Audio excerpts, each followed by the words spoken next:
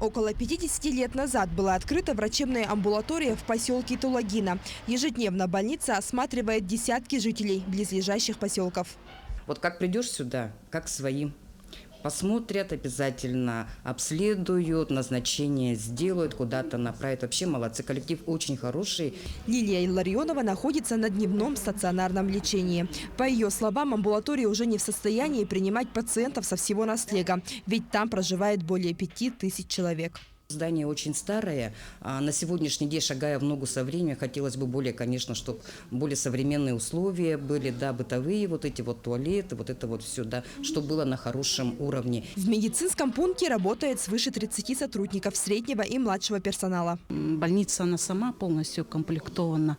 У нас есть и выезд узких специалистов, да, невролог, это УЗИ.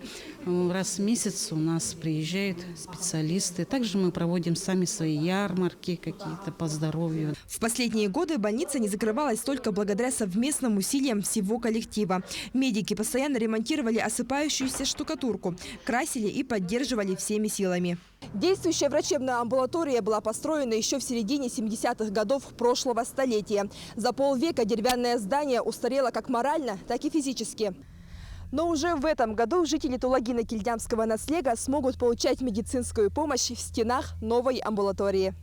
Общественники на протяжении 12 лет добивались строительства нового здания. На сегодняшний день полностью возведен каркас. Стены покрыты сэндвич-панелями, а также установлены окна. Объект является энергоэффективным. За счет этого будут меньше затраты на содержание. Строительство началось в начале мая. Завершение планируется в конце августа, в начале сентября. В конце этого месяца начнется монтаж систем отопления и энергоснабжения. Объект строится на территории радиостанции.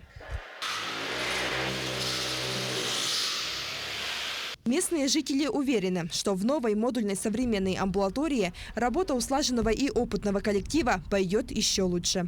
Светлана Амосова, Павел Пахомов, Тулагина-Кильдямский Наслег.